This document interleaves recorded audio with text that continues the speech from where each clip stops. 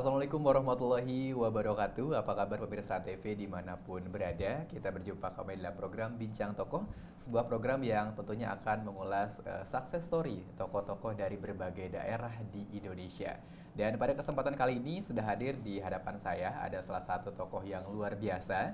Ini ada Majen TNI Marinir Purnawirawan, Dr. Yusuf Solihin yang merupakan Ketua Partai Keadilan dan Persatuan serta Ketua Himpunan Nelayan Seluruh Indonesia. Apa kabar Pak? Baik, Assalamualaikum warahmatullahi wabarakatuh. Waalaikumsalam warahmatullahi wabarakatuh. Baik Pak Yusuf, sebelum kita berbicara mengenai soal karir panjang Pak Yusuf yang tentunya sekarang menjadi Ketua Partai begitu dan juga Ketua Himpunan Nelayan, ini mungkin boleh ceritakan dulu kepada pemirsa bagaimana latar belakang keluarga Pak Yusuf ketika dulu gitu, masa kecilnya begitu Pak.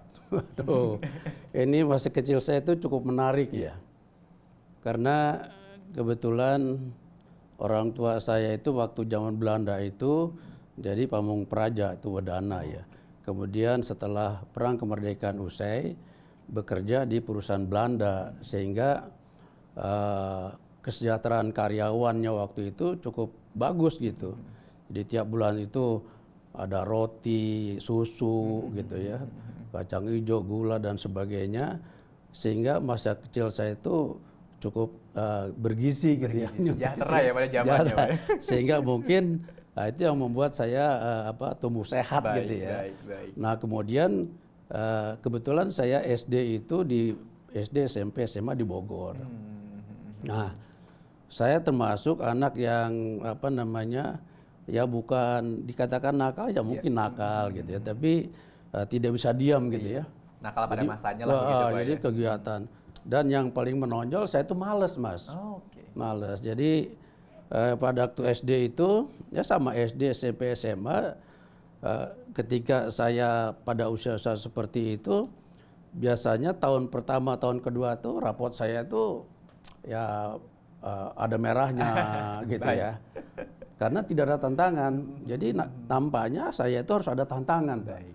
Begitu ada tantangan, baru dia bekerja, otaknya bekerja. Gitu. Iya. Nah, kebetulan di waktu SD itu kakak-kakak saya itu dulu ada bisa naik loncat gitu, kelas 4 jadi kelas 6. Kelas 6. Nah, rata-rata kakak saya itu loncat. Nah, saya itu enggak loncat, tapi guru bilang itu Yusuf itu kok beda sama kakak-kakaknya, katanya tidak sepintar kakak-kakaknya. Nah, karena saya dengar begitu kelas 6 saya belajar. Baik. Ya, jadi bintang pelajar. Nah, itu juga itu juga terjadi ketika SMP. Juga begitu, kelas 1, kelas 2 biasa, begitu kelas 3 mau ujian, belajar ya bintang pelajar gitu ya. Nah, kemudian juga SMA juga begitu. Ketua SMA kelas 1, kelas 2 ya biasa, hampir saya masuk ke kelas C, sosial budaya. Baik. Tapi kebetulan karena nilai matematik saya, ilmu alam saya bagus, akhirnya paspal. Itu yang membuat saya bisa masuk akabri. Waktu itu kan syarat akabri itu paspal ya, nggak boleh sosbud tuh nggak boleh. Sekarang mungkin IPA ya sama IPS gitu ya sekarang. Nah kemudian setelah SMA juga begitu, tertantang, karena harus ujian, akhirnya saya juga bintang pelajar juga. Nah seharusnya di Bogor itu kan ada IPB Pak. Betul. Nah IPB itu mereka yang lulus nomor 1 sampai 10 di tiap SMA itu langsung masuk IPB. Nah kebetulan kakek saya itu dokter hewan, dosen di IPB, udah suruh masuk IPB. Saya bilang ya karena tadi itu satu nggak mau masuk tentara aja gitu. Itu kira-kira masa kecil saya tuh. Oh begitu Pak. Jadi memang kalau misalkan tapi emang keinginan menjadi tentara itu sudah ada sejak kecil begitu Pak, tertanam sejak kecil atau mungkin ketika pas masa SMA kepikiran jadi tentara itu Pak? Enggak juga. Jadi ya itu juga menarik juga ini. Jadi begitu kita kelas 2 ada rombongan taruna dari Angkatan Laut, AAL, waktu itu masih Akademi Angkatan Laut, pakaian putih-putih, gagah, pakai pedang itu, ponyat namanya itu, waduh. Nah cewek-cewek SMA teman-teman saya tuh, waduh, tertarik kan. Nah tuh, waduh, kalau saya jadi taruna, wah pasti banyak cewek yang seneng sama saya, kira-kira begitu ya. Nah, akhirnya, mulai ada minat. Nah kebetulan sekolah saya SMA 2 Negeri Bogor itu di depan Istana Bogor, di depan Istana Bogor persis ya. Di situ di depan pos jaganya itu ada Resimen Cakrabirawa. Salah satu batalionnya adalah batalion KKOAL. Jadi tank pansernya Kakao itu tulis KKWL, pakaian loreng, pakai baret, wah, gagah lah begitu. Wah, kira-kira bahasa waktu itu, wah gue jadi pengen ini nih, gitu. Gue pengen jadi perwira Kakao. Siap, Nah itu, akhirnya kira-kira kesampaian juga. Ya, begitu, akhirnya Pak. kesampaian juga. Siap. Nah, nanti sebelum kita berbicara Pak mengenai soal karir di militer ini, kira-kira kalau misalkan berbicara soal masa sekolah Bapak yang dibilang tadi nakal itu nakal seperti apa sih Pak? Apakah sering bolos atau bagaimana begitu? Bolos sih enggak ya? gitu enggak. Tapi malas belajar Kebetulan aja mungkin, Pak. ayah saya itu, saya bilang kakek saya itu kan pendidikan Belanda. Ayah saya pendidikan Belanda, itu disiplin, tertib, ketat sekali.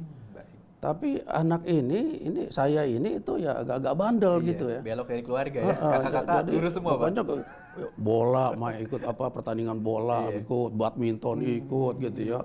Pokoknya dulu ada namanya Kojar Sena, Komando Pelajar Serbaguna. Jangan Pak Karno itu pakai komando tuh. Ikut juga gitu. Ya sehingga kakek saya bilang waktu pokoknya kalau kamu rapat kamu jelek, kamu nggak bisa masuk IPB gitu ya. Tapi saya bilang IPB mantan urusan belakang. Siap. Iya. Wah menarik sekali ya ternyata ya perjalanan Pak Yusuf ini. Nah tapi ketika boleh tahu mungkin Pak kenapa ketika waktu SD Bapak sekolahnya di Jawa Tengah begitu ya? Atau di daerah apa sudah di Bogor begitu Pak? Saya di Jawa Barat. Di Jawa Barat.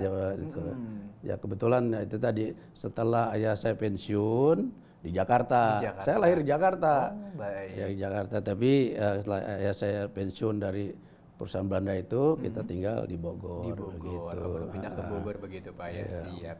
Wah baik pemirsa Antv ini menarik sekali ya. Tapi jangan kemana-mana, nanti kita akan lanjutkan obrolan kita tentunya masih bersama Pak Yusuf mengenai soal bagaimana beliau berkiprah tentunya di militer. Nah jadi jangan kemana-mana, kami akan segera kembali tetap di Bincang Tokoh.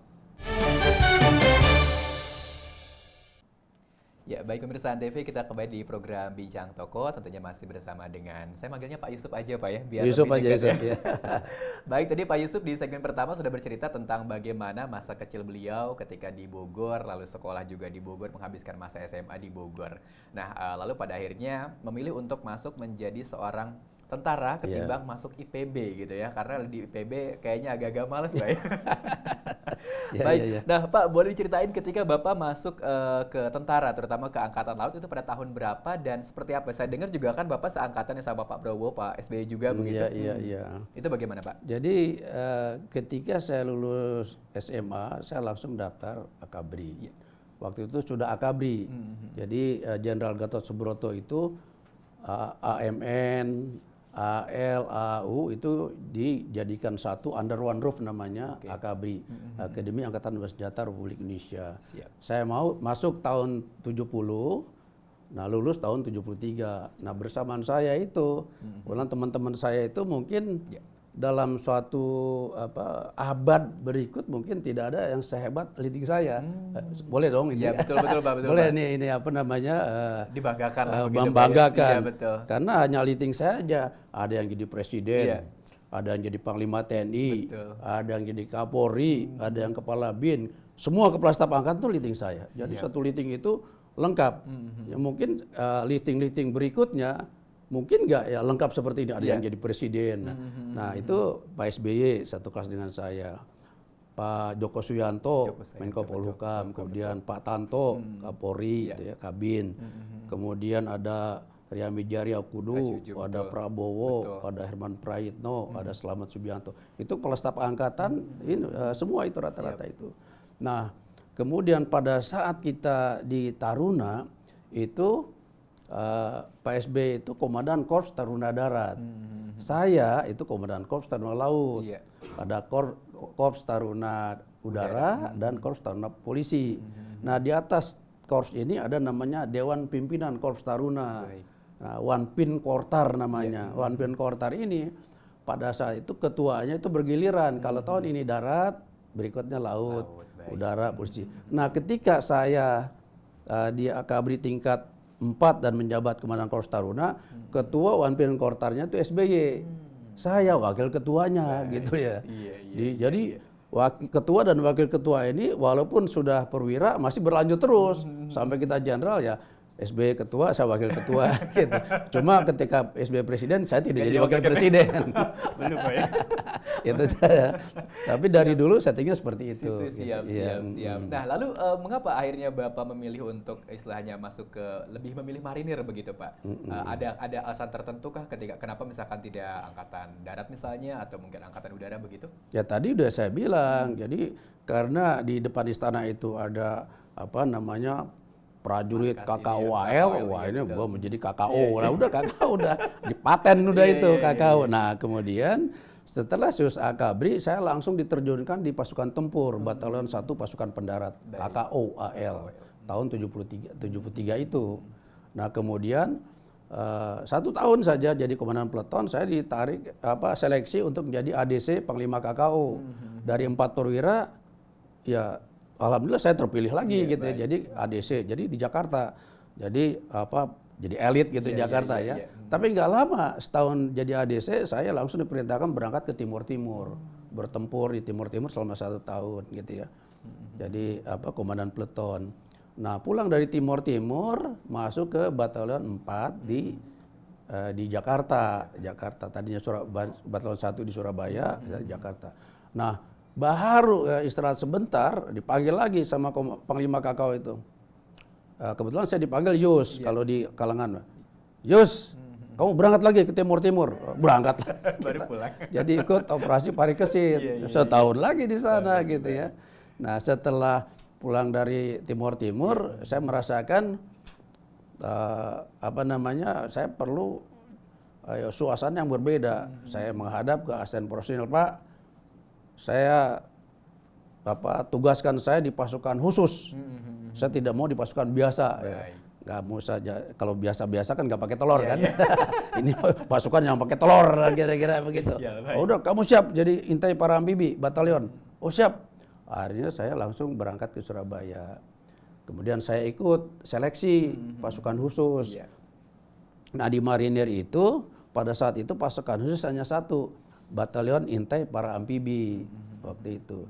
Nah sekarang kan ada 2, Batalion Intai Para Amfibi tetap ada, kemudian ada Detasemen Jalamangkara. Nanti saya cerita Jalamangkara itu. Nah setelah saya pendidik itu pendidikannya 9 bulan Mas.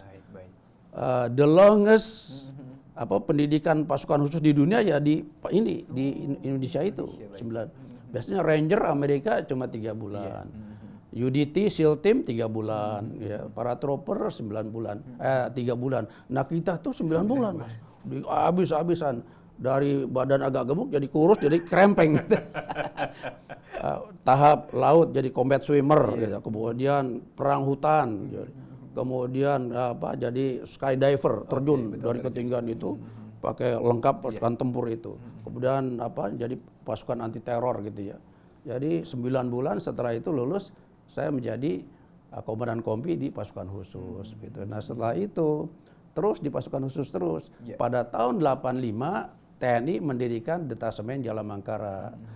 Jadi Bapak tahu kan, Mas MJ tahu ya bahwa di Angkatan Darat itu ada Den 81 karena Woyla 81. Nah kita 81 itu membentuk Satgas Jalamangkara 81. Tapi menjadi Detasemen Jalamangkara 85. Dibentuk 85, komandannya itu Letkol Arthur Solang, saya perwira operasinya gitu ya di Denjaka itu. Nah tahun 86 begitu pada saat latihan di Serpong, latihan terjun, Pak Solang meninggal. Terjun, payungnya tidak mengembang dan meninggal. Nah kemudian saya menjadi komandan Detasemen Jalamangkara. Nah setelah itu karier saya jatuh bangun. Kadang-kadang jatuh, kadang-kadang bangun. Gitu. Naik turun lah, kadang naik, kadang turun. Nanti ada berkaitan dengan karier saya gitu ya. Nah, saya tapi pernah komandan batalion infanteri, terus komandan Satuan Marinir Armada, ya, asisten operasi Korps Marinir, kemudian jadi komandan Lantamal di Ufuk Timur. Wah luar biasa. Di Irian Jaya tuh, Maluku Irian Jaya, komandan Lantamal 5. Setelah itu saya jadi Kepala Dinas Pembinaan Potensi Maritim, kemudian menjadi Komandan Kodiklat di Surabaya, kemudian ditarik oleh Laksamana Bernard Ken Kasal itu menjadi Asisten Perencanaan dan Anggaran gitu ya. Nah ketika itulah saya mengelola anggaran Angkatan Laut hampir 10 triliun. Siap.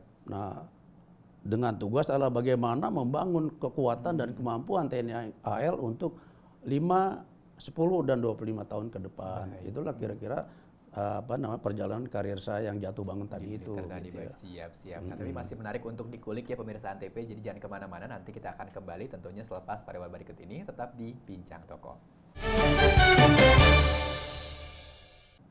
Ya, baik pemirsa Antv, kita kembali di program Bincang Tokoh, tentunya masih bersama dengan Pak Yusuf Solihin. Dan tadi beliau sudah bercerita tentang bagaimana kurang lebih ringkasnya begitu Pak ya, karir di militer tentunya terutama di Angkatan Laut. Nah, berbicara soal pendidikan akademi Pak, ini kan Bapak juga merupakan salah satu yang bisa dikatakan sukses juga ya, meraih gelar Master Business di Amerika, lalu juga gelar doktor di Universitas Indonesia. Ini seperti apa begitu ceritanya Pak? Ini menarik ya. Ketika kita lulus Akabri, itu dari Akabri sampai dengan sebelum reformasi itu kita masih ada dwi fungsi ABRI. Betul. Jadi prajurit ABRI itu bisa tugas kemiliteran atau tugas di sosial politik ya. Sehingga ketika saya cerita tadi SBY ketua One Pin Kortal, saya wakil ketua, ada teman-teman itu ada kesepakatan. Memang pada saat itu pemuda-pemuda model-model kita ini itu hebat-hebat gitu ya. Sorry ya, agak narsis boleh kan? Betul Pak. Jadi kita bilang bahwa nanti 25-30 tahun ke depan kita akan jadi pemimpin nasional. Coba bayangin. Itu masih taruna. Betul. SBY masih umur 26 ya, saya 27, 25 lah, saya lebih muda 1 tahun. Kita udah sepakat bahwa untuk menjadi pemimpin nasional kita harus mempunyai bekal ilmu yang cukup. Nah, kalau kita nanti terjun ke dunia di fungsi ABRI tadi, tidak ada pilihan lain bahwa kita harus punya pengetahuan akademi yang cukup. Betul. Karena apa? Kalau kita ditugaskan ke sosial politik, katakanlah ditugaskan menjadi gubernur ya. Kalau hanya dengan pangkat mayor jenderal saja, sementara dari kalangan sipil maksudnya doktor, insinyur, profesor, doktor, insinyur ini gitu ya. Nah, di kita mayor jenderal saja, ya mungkin imbang-imbang saja. Tapi kalau mayor jenderal, doktor, PhD, lawan profesor sipil karena kalau udah mayor jenderal pakai leadership, nasionalisme, ya kan, udah pasti patriotisme, ya, luar biasa. Nah, kinerjanya, otaknya itu ya dengan ada latar belakang. Nah, sehingga pada saat itu kita sepakat Akabri 73 itu ya termasuk yang saya bilang antik tadi itu, ya kita berlomba-lomba mencari ilmu untuk memperkuat database kita di otak ini. Sehingga begitu kita diterjunkan ke dunia politik, kita punya bargaining power. Nah, oleh karena itu saya pribadi ya setiap ada kesempatan saya ambil. Nah, kebetulan tadi kan karir saya jatuh bangun tuh Mas MZ ya. Nah, ketika saya naik kemudian turun di staff gitu, nah ini saya kuliah. Kuliah dapat S1. Nah, kemudian setelah itu naik lagi jadi Danenjaka, kemudian jadi asisten operasi. Terus jatuh lagi gitu. Sekolah lagi, Pak. Sekolah lagi gitu. Nah, ketika jatuh saya sekolah. Sehingga sampai khusus untuk dokter ilmu politik itu saya dapatkan setelah saya pensiun gitu. Baik. Nah, sehingga ketika saya pensiun, saya diminta menjadi ketua umum HNSI. Nah, saat itulah saya sadar bahwa saya basic saya di ilmu politik itu kurang. Sehingga saya masuk UI untuk dapat dokter ilmu politik dan alhamdulillah saya lulus gitu. Nah, itulah Mas FJ. Jadi ketika datar-datar gitu, ya kan kadang-kala karir kita kan tidak naik terus kan. Betul, Pak. Nah, naik turun. Pada turun sambil kuliah itu yang membuat saya mendapatkan gelar yang sampai dokter itu. Nah, lalu berbicara soal motivasi Bapak akhirnya menerima pinangan menjadi ketua umum HNSI Pak, Himpunan Nelayan Seluruh Indonesia, itu apa begitu Pak? Atau mungkin melihat kondisi nelayan kita yang kurang atau bagaimana? Ini juga cukup menarik nih. Jadi ketika beberapa ketua Dewan Pimpinan Daerah HNSI Himpunan Nelayan Seluruh Indonesia datang ke rumah saya, itu saya mengatakan begini, bahwa saya sudah 35 tahun mengabdi kepada bangsa dan negara melalui TNI, melalui Korps Marinir, melalui Angkatan Laut. Yang belum adalah pengabdian untuk masyarakat banyak. Ya barangkali mungkin inilah kesempatan saya untuk mengabdi kepada masyarakat, kepada bangsa melalui Himpunan Nelayan Seluruh Indonesia. Kemudian yang kedua, bahwa setelah purnawirawan itu ada 2 larangan. Nah ini barangkali ini sharing juga sama purnawirawan yang dengerin ini ya. Jadi 1 dilarang berhenti berolahraga, yang kedua dilarang berhenti berpikir. Nah olahraga supaya sehat, berpikir. Nah berpikir inilah ketika saya diminta untuk menjadi ketua umum Himpunan Nelayan Seluruh Indonesia. Ya ini mungkin saya kan harus berpikir terus kan. Nah dengan saya jadi ketua umum kan pasti saya menyiapkan konsep-konsep bagaimana membangun, mengembangkan organisasi, bagaimana kita melindungi nelayan, bagaimana kita mensejahterakan nelayan, kan begitu ya. Betul. Nah sehingga itulah yang membuat motivasi saya untuk mengabdi pada masyarakat banyak begitu. Baik. Nah, lalu untuk goalnya sendiri seperti apa Pak terhadap nelayan kita ini, tentunya supaya ya katakanlah menjadi nelayan yang mandiri di negeri sendiri. Seperti kita tahu bahwa sekarang ini kan masih marak pencurian ikan begitu Pak di perairan kita. Ini bagaimana? Apa mungkin tujuan goal Bapak ketika pertama kali menerima pinangan menjadi ketua umum begitu? Nah, HNSI ini tujuannya mulia sekali karena bagaimana mewujudkan nelayan yang sehat, berpendidikan dan sejahtera. Nah, misi yang kita laksanakan HNSI ini yang pertama adalah bagaimana kita meningkatkan pendapatan nelayan, bagaimana kita kan meningkatkan taraf hidup nelayan. Dan sekaligus bagaimana meningkatkan kesejahteraan nelayan. Nah, dengan cara apa? Salah satunya memodernisasi usaha perikanan. Jadi yang tadinya tradisional kita tingkatkan, dia mengenal teknologi dan sebagainya. Nah kemudian kita melaksanakan pelatihan-pelatihan, pendidikan-pendidikan untuk nelayan supaya mereka paham mengikuti teknologi. Dan kemudian juga masalah yang klasik yang dihadapi nelayan itu yang pertama adalah modal. Yang kedua masalah BBM ya. Nah modal ini pemerintah kan sudah banyak menggelontorkan, ada dapur, ada LPDB, tapi nelayan nggak paham gitu. Gimana dapatnya itu susah. Oleh karena itu HNSI hadir untuk memberikan pelatihan-pelatihan manajemen, bagaimana cara mendapatkan KUR, bagaimana mendapatkan LPDB ya. Demikian juga ada BBM, kita kerjasama dengan BPH Migas bagaimana supaya mendapatkan BBM subsidi untuk nelayan gitu ya. Dan memang perjuangan untuk nelayan ini never ending ya karena selama nelayan itu masih di bawah garis kemiskinan, perjuangan kita ini akan lebih meningkat lagi. Nah sekarang ya barangkali ini saya kaitkan juga, boleh kan Mas ya? Betul Pak. Nah sebesar apapun ormas ya, entah itu katakanlah sebesar Muhammadiyah, NU ya, AKT, HNSI tidak bisa berbuat apa-apa karena tidak punya kekuasaan dan tidak punya anggaran. Nah ketika saya ditawari menjadi ketua umum partai, barangkali inilah takdir saya untuk mendapatkan kekuasaan dan kekuasaan itu untuk membantu nelayan. Itulah kira-kira ya.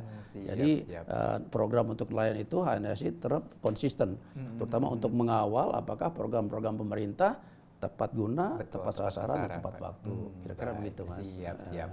Nah baik, nanti kita akan lanjutkan tentunya perbincangan kita Pak Yusuf tentang bagaimana kiprah Bapak tentunya di HNS ini, sekaligus juga bagaimana perjalanan politik sehingga menjadi ketua umum PKP. Nah jadi jangan kemana-mana. Untuk pemirsa TV nanti kita akan kembali setelah pariwara berikut ini, tetap di Bincang Tokoh. Ya, baik pemirsa TV, kita kembali di program Bincang Tokoh masih bersama dengan Bapak Yusuf Solihin, dan tentunya tadi kita sudah berbicara mengenai bagaimana kiprah Pak Yusuf ini di dalam dunia nelayan, terutama di Himpunan Nelayan Seluruh Indonesia. Nah, yang akhirnya juga mengantarkan beliau menjadi ketua umum partai PKP pada Munaslup pada 2021 lalu Pak ya. Nah, ini bagaimana cerita awalnya Bapak bisa terpilih menjadi ketua, dan kira-kira apa motivasinya Bapak terjun ke politik? Apakah karena tadi itu misalkan agar dapat kekuasaan supaya lebih mensejahterakan petani-petani dan mengawal program pemerintah, atau bagaimana begitu? Ini menarik nih ya.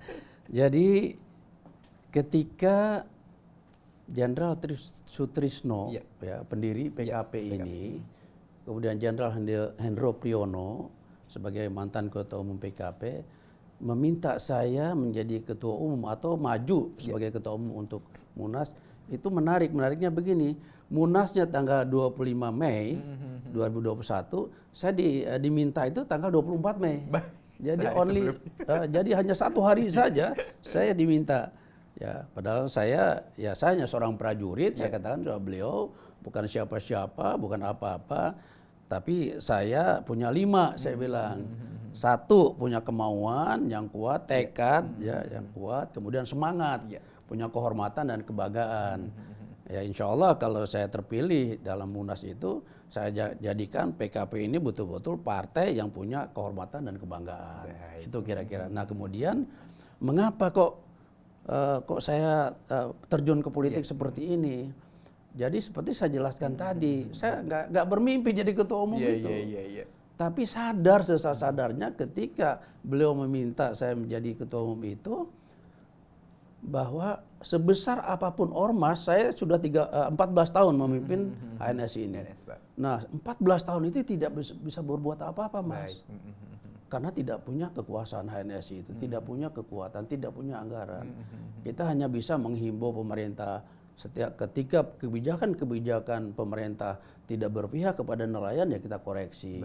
Ya, kalau dia sesuai dengan kehendak nelayan ya kita dukung. Nah itu. Nah oleh karena itu ketika beliau meminta terbetik dalam pikiran saya, atau inilah mungkin takdir saya untuk terjun ke bidang politik. 14 tahun saya bergelut, berjuang untuk kepentingan rakyat banyak, untuk kepentingan nelayan, tapi belum bisa mewujudkan. Nah barangkali di bidang politik inilah saya akan bisa mewujudkan. Karena apa? Karena partai politik itu identik dengan bagaimana mendapatkan kekuasaan. Jadi tidak ada partai politik yang tidak ingin mendapat kekuasaan itu omong kosong. Karena politik power, politik kekuasaan. Nah, setelah dapat kekuasaan ini, apakah itu kekuasaan di legislatif, ya, DPRD, kabupaten kota, provinsi dan DPR pusat, atau di eksekutif, bupati, wali kota, gubernur, menteri, dosen. Nah, kekuasaan di eksekutif, legislatif dan yudikatif itulah yang akan diperoleh oleh partai politik ini untuk kesejahteraan rakyat, untuk melindungi rakyat. Nah, oleh karena itu ketika saya diminta, barangkali ini ya saya katakan lagi ini takdir dari Tuhan bahwa saya ingin mewujudkan PKP ini betul-betul bermanfaat untuk masyarakat banyak. Begitulah kira-kira Mas. Nah, berbicara mengenai soal istilahnya tantangan ke depan Pak. Seperti kita tahu bahwa PKP ini kan sudah 2 kali ya, 2014 2019 itu belum lolos ke Senayan. Nah, ini ada strategi apa yang mungkin bisa Bapak ungkapkan kepada masyarakat tentunya supaya lolos di tahun 2024 gitu ya. Siap. Tapi saya nggak setuju, nggak pernah lolos. Kita lolos itu. 199 kita di parlemen ada. 2004 kita ada di parlemen. 2009, 2014 dan 2019 memang kita tidak lolos. Tapi kan ada suatu pepatah kan, bukan pepatah lah, pengalaman. Keledai juga kan tidak mau terperosok 2 kali kan. Oleh karena itu PKP juga nggak mau. Oleh karena itu kita sudah menyiapkan segala sesuatunya supaya kita bisa lolos. Yang pertama mungkin kita lolos verifikasi dulu. Siap. Kemudian yang kedua lolos parlemen threshold. Nah kalau memang Mas MJ bicara masalah ke depan seperti apa strategi. Nah urusan strategi itu urusan dapur kita. Siap. Baik. Tapi paling tidak kita sudah punya branding. Jadi kalau dulu mungkin kita lihat itu logo PKP dulu aja merah putih aja. Betul. Jadi logonya apa adanya, sehingga kerjanya apa adanya, strateginya apa adanya. Ya wajar kalau kita tidak lolos. Oleh karena itu ke depan kita PKP Reborn. Kita akan bangkit lagi. Makanya saya dengan tim itu udah dengan atas dasar amanat dari Munaslup PKP waktu itu kita ganti logonya itu. Logonya betul-betul logo baru, energi baru, tekad dan semangat baru. Nah, dengan branding seperti ini, kita harapkan bahwa PKP akan bangkit dan seluruh kader-kader pengurus dan sifatnya sekarang lagi sumringah gitu. Dengan semangat baru ini mereka semangat lagi gitu ya. Nah, oleh karena itu dengan kemauan, tekad, semangat yang tinggi, insya Allah PKP ini akan bangkit dan akan lolos di verifikasi maupun dalam untuk pemilu mendatang nanti. Gitu. Baik. Nah, berbicara soal pembaharuan Pak, barusan sudah disebutkan bahwa ada pergantian logo dan sebagainya. Nah, ini kalau misalkan berbicara mengenai soal program kerja unggulan dari PKP ini boleh disebutkan mungkin beberapa di antaranya begitu Pak. Nah, yang pertama kita konsolidasi. Karena ujung tombak PKP ini ada di provinsi, kabupaten kota dan kecamatan sampai di desa-desa. Oleh karena itu PKP ini bukan partai baru, ya, betul. bukan partai kemarin sore. Kita 23 tahun. Jadi infrastruktur PKP ini ada di provinsi, itu di 34 provinsi ada, di 514 kabupaten kota ada, di kecamatan, di desa ada. Nah sekarang tugas kami adalah bagaimana mendorong, memotivasi mereka untuk bangkit dan bagaimana kita memenangkan pemilu 2024. Jadi itu program kita. Nah kemudian juga program kita adalah bagaimana partai ini meningkatkan popularitas dan elektabilitasnya. Nah ternyata hasil survei itu Mas MJ ya, kalau memang pertanyaan survei itu mengatakan begini, kalau pemilu dilaksanakan sekarang, partai mana yang kamu pilih? Katakanlah partai A. Kemudian pertanyaan berikutnya, kenapa kamu milih partai A? Ternyata itu tokoh. Ketokohan, jadi Pak, ya? ketokohan. Jadi orang memilih PDIP karena di situ ada Bu Mega. Orang memilih Gerindra di situ karena Pak Prabowo. Oleh karena itu strategi kita ada dua. Di samping meningkatkan popularitas elektabilitas partai, juga kita mencoba meningkatkan popularitas dan elektabilitas ketua umumnya, gitu. Jadi kita kan nggak jelek-jelek amat. Iya betul kan? Pak. Ganteng Bapak umur segini masih luar Kita biasa kan, seger Pak. Ya, kita nggak jelek-jelek amat. Ya. Jadi kita siaplah bersaing gitu betul, ya betul, Pak. untuk pemilu 2024. 2024. Jadi branding ya, framing ya. PKP ini ya dari dua sisi ini. Partainya kita naikkan, ketua umum kita naikkan sehingga nanti menjadi sinergi partai ini bisa tadi lolos verifikasi dan lolos parliamentary threshold. Wah, luar Begitu. biasa. Siap, mantap Pak ya. Baik, nah tentunya untuk pemirsa ANTV jangan kemana-mana. Nanti kita akan berbincang kembali tentunya masih bersama dengan Pak Yusuf. Kita akan kembali setelah pariwara berikut ini tetap di Bincang Tokoh.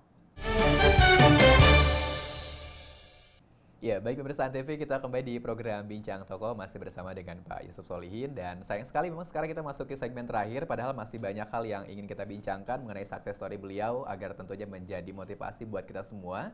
Nah, tapi berhubung karena ini merupakan segmen terakhir Pak, jadi harus kita padatkan dan harus kita maksimalkan. Ini berbicara mengenai soal Bapak sudah mendapatkan banyak pengalaman dan juga penghargaan tentunya dari mana-mana nih. Kira-kira apa yang tentunya menjadi pikiran Bapak ke depan tentunya untuk membangun negara ini menjadi negara yang bisa dikatakan kuat secara ekonomi maritim begitu Pak? Nah saya ingin mengajak seluruh komponen bangsa dan seluruh bangsa Indonesia ini harus sadar bahwa negara Indonesia ini negara maritim. Negara kepulauan terbesar di dunia. Ya, Mas MZ bayangkan bahwa potensi ekonomi maritim kita itu 1 triliun US dollar. Artinya apa? Setara dengan 14.000 triliun rupiah. APBN kita saja hanya 2.000 triliun, berarti itu 7 kali APBN kita.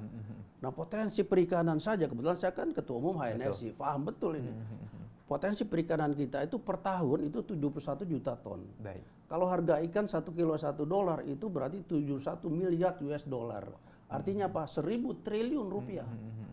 Bisa dibayangkan kalau potensinya separuh saja dimanfaatkan oleh kita, itu berarti berapa lapangan kerja yang kita bisa buka, berapa pendapatan negara, berapa devisa yang didapatkan oleh negara kalau kita ekspor. Ini luar biasa. Nah oleh karena itu tidak ada pilihan lain buat bangsa ini untuk menengok ke laut. Makanya Pak Habibie mengatakan laut adalah harapan dan masa depan bangsa. Daratan sudah gundul. Betul. Tambang-tambang sudah digali, tinggal laut aja. Nyata di 1 triliun itu. Nah kemudian ya saya berharap begini, Pak Jokowi, pemerintah ini harus betul-betul ada political will, kemauan yang kuat bagaimana kita bersama-sama bergotong royong untuk membangun negara maritim ini. Jadi datangkan investor sebanyak-banyaknya dalam maupun luar negeri untuk mengelola, untuk investasi di bidang kelautan dan perikanan, kemudian investasi di bidang perhubungan laut, investasi di bidang energi maritim, sumber daya maritim, dan kemudian juga di pariwisata bahari, dan yang paling penting adalah investasi di industri jasa maritim. Kalau itu kita kelola dengan baik, bukan hanya tadi 7 kali APBN, tapi juga di samping meningkatkan pendapatan negara, meningkatkan lapangan kerja dan berikan kesejahteraan buat masyarakat banyak, gitu loh Mas. Betul. Jadi ke depan kita mengharapkan bahwa negara maritim ini terwujud negara maritim yang besar, kuat, sejahtera, adil makmur dan berwibawa di dunia internasional ya. Kalau saya bukan berangan-angan ini. PricewaterhouseCoopers mengatakan bahwa tahun 2030 kita akan menjadi negara nomor 5 terbesar di dunia ekonomi. Kemudian tahun 2050 kita akan menjadi negara ekonomi terbesar keempat di dunia. Nah, PKP berharap dan kita berjuang dengan seluruh komponen bangsa yang mendengarkan juga nih ya di TV ini yang mendengarkan seluruh bangsa Indonesia betul-betul pada hari ulang tahun kemerdekaan kita yang ke-100 tahun 2045 kita akan mencapai negara ekonomi terbesar nomor 4 di dunia. Setelah Cina, Amerika, India, Indonesia. Bangga gak gitu? Luar biasa nah, Pak itu. Itu. Nah, PKP akan ke sana. Nah, luar biasa, gitu. baik. Nah, tapi sejauh ini Pak, bagaimana melihat istilahnya potensi maritim kita yang sudah digali? Karena kan seperti yang bisa dikatakan Pak Jokowi juga kan program awalnya Nawacita juga kan, menciptakan poros maritim dunia. Nah, ini sejauh ini Bapak melihat seperti apa begitu Pak? Nah, program-program Pak Jokowi yang paling menonjol adalah masalah tol laut. Kemudian masalah membangun dari pesisir. Nah, itu juga memang PKP betul-betul sangat mengapresiasi. Tapi pelaksanaan di lapangannya itu belum sesuai yang kita harapkan. Misalnya tol laut.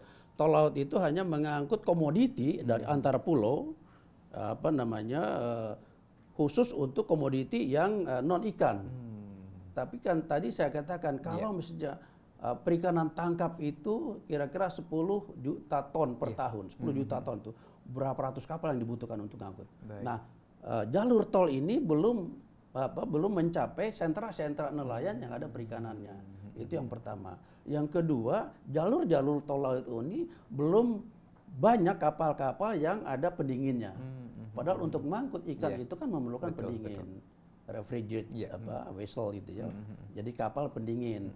Nah, tol laut ini banyak yang tidak berpendingin sehingga kami menyarankan kepada pemerintah bangun banyak-banyak kapal yang ada pendinginnya sehingga bisa mengangkut ikan dari katakanlah dari Papua, dari Maluku diangkut ke Surabaya, ke Jakarta, langsung kita ekspor. Nah, jalur rantai logistik perikanan ini tidak ada pilihan lain harus berpendingin. Nah, tol laut belum berpendingin. Oleh karena itu, di samping jaringan juga diperluas dan juga ada kapal-kapal berpendingin. Begitu. Wah, luar biasa. Nah, berbicara mengenai soal ini Pak, saran terhadap tentunya pemirsa Antv terutama ya milenial seperti saya ini, kira-kira harapan Bapak seperti apa Pak terhadap untuk membangun bangsa ini begitu? Begini, ya saya ini mungkin closing speech saya ya. Saya minta kepada seluruh pemuda-pemuda, mahasiswa, kaum milenial, kaum perempuan begitu ya. Cobalah kita mulai terjun ke politik. Artinya berpolitiklah. Dengan politik itu kita akan memperoleh kekuasaan. Kekuasaan itu untuk kesejahteraan kita bersama. Nah, sekarang umumnya pemuda-pemuda, mahasiswa dan kaum milenial itu menghindari politik. Jangan. Coba kalau misalnya Anda membayangkan kalau eksekutif, legislatif diisi oleh orang-orang yang tidak punya idealisme, tidak punya kepedulian terhadap rakyat banyak, hanya mementingkan diri sendiri, mementingkan golongan, mau jadi apa negara ini? Kelangsungan hidup bangsa terancam. Mungkin negara ini akan hancur. Oleh karena marilah kita, pemuda-pemuda, kaum milenial, untuk bergabung dalam dunia politik dan kita berjuang untuk itu. Ingat, Pak Karno mengatakan ya, beri aku 1000 orang tua, aku cabut Gunung Semeru, tapi beri aku 10 pemuda, aku guncang dunia. Nah, bagaimana kita mau guncang dunia? Pemudanya, mahasiswanya apatis, tidak mau semangat. Cobalah bangkitkan kemauan, bangkitkan tekad, semangat, terjun ke dunia politik. Mari kita bangun bangsa bersama-sama, sehingga tujuan founding fathers kita, apa yang diamanatkan dalam Undang-Undang Dasar 45 bahwa menuju masyarakat Indonesia yang berdaulat, adil dan makmur, dan disegani di dunia internasional bisa terwujud. Wah, luar biasa, mantap sekali Pak. Baik, terakhir Pak Yusuf, ini berbicara mengenai soal prinsip hidup yang Bapak pegang dari misalkan dulu sampai sekarang yang mengantarkan Bapak menjadi sekarang tuh ada yang bisa mungkin di-share atau dibagi kepada pemirsa Antv begitu Pak? Nah, ini saya ambil dulu buku saya. Ini, nih. Iya. Ini kuncinya ini. Oke. Against all odds, Ya. menghadapi segala rintangan. Iya. Jadi hidup ini tidak mudah. Pasti ada rintangan. Baik. Nah, untuk menghadapi kehidupan yang jatuh bangun, kadang-kadang jatuh, kadang-kadang naik, turun naik, itu against all odds. Siap. Ya. Di dunia ini tidak mungkin. Kalau kita ada kemauan, tekad, semangat yang tinggi, pasti bisa. Ya. Saya mengatakan begini, kalau kita ada kemauan, itu ada 1000 jalan. Baik. Kalau kita ada kemauan, terbuka untuk kesuksesan, untuk keberhasilan. Tapi kalau kita tidak ada kemauan, ada 1000 alasan. Ya beginilah, begitu, karena begini, karena dilarang orang tua. Nah, itu nggak boleh. Nggak boleh itu. Jadi harus ada kemauan dulu. Pasti ada 1000 jalan. Wah, mantap gitu. sekali. Jadi saran saya, kemauan yang kuat, tekad yang tinggi, ya, semangat yang tinggi, ya, pasti sukses. Wah, luar biasa. Gitu. Itu dia Nah, pemirsa Antv, ini ya. bisa ini ada di Gramedia nih. Siap, mantap. Tapi ya ini dia Pak. kalau misalnya MyJet ini yang lihat ini bisa gratis. Nah, Oh, itu ini promosi juga. lalu promosi katanya. juga betul. Nah, Tapi gak apa, itu ilmu Pak ya, ilmu juga tentunya untuk generasi milenial seperti saya tentunya agar tentunya itu tadi bisa menghadapi segala rintangan karena kan zaman sekarang kayaknya dimanjakan dengan berbagai teknologi lah apa, jadi kayak agak ogah-ogahan begitu Pak. Siap. Wah, luar biasa sekali, mantap ya pemirsa Antv obrolan kita bersama dengan Pak Yusuf.